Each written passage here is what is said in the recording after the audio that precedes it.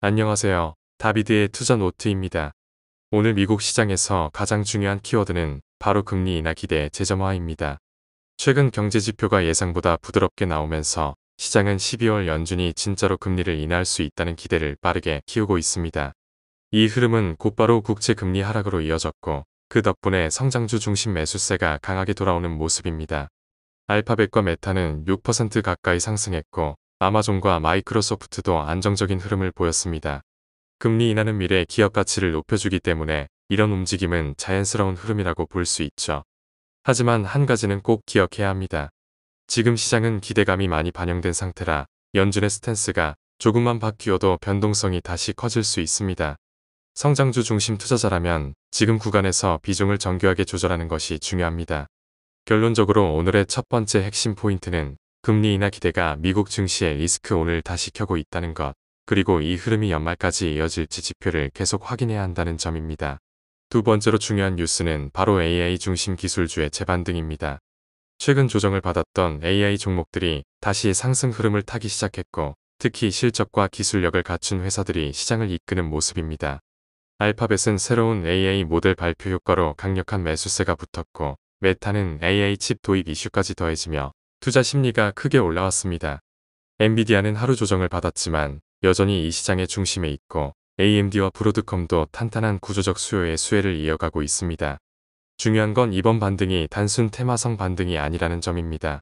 기업들이 실제로 AI 투자와 제품 출시 속도를 높이고 있고 매출이 발생하는 기업 중심으로 돈이 몰리고 있습니다. 즉, 이제는 AI의 실체가 있는 기업만 살아남는 시대로 넘어가고 있다는 뜻이죠.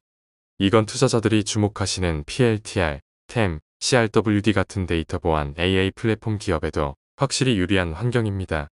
정리하자면 AI는 다시 움직이기 시작했습니다.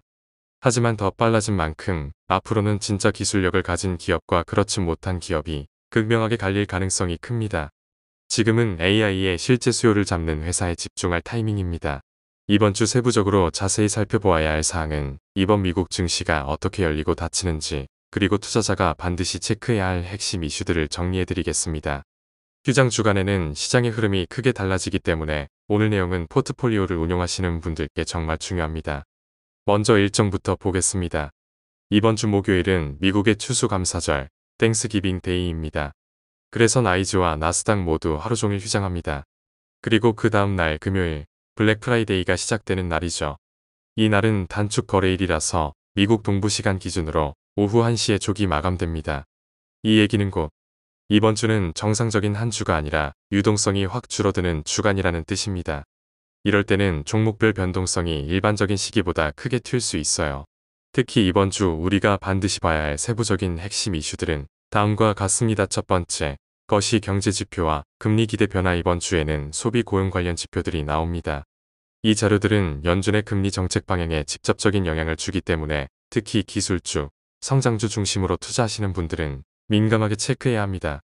두 번째, 블랙 프라이데이와 소비 지표의 흐름. 연말 쇼핑 시즌이 본격적으로 시작되는 시점입니다.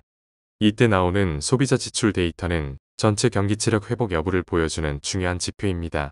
특히 리테일, 전자상거래, 광고, AI 클라우드 기업들까지 소비 흐름에 직간접적으로 연결된 종목들이 많은 만큼 꼭 챙겨보셔야 합니다. 세 번째, 휴장에 따른 유동성 축소와 변동성 리스크. 목금 이틀 동안 시장 참여자 수가 확 줄기 때문에 작은 뉴스에도 중소형 성장주는 과민하게 움직일 수 있습니다. 이런 구간에는 매수 매도 타이밍이 평소보다 훨씬 중요합니다. 네 번째, 이번 주는 리밸런싱 주간으로 활용할 것이란 단축장에서는 공격적으로 베팅하기보다는 보유 종목 점검, 밸류에이션 재확인, 섹터 비중 조절, 그리고 손절 익절 구간 다시 설정하는 게 훨씬 유리합니다. 포트폴리오 전체 밸런스를 조정하기에 딱 좋은 주간이에요.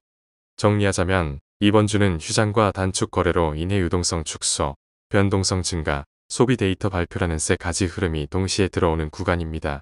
이럴 때일수록 냉정한 점검과 전략적인 대응이 필요합니다.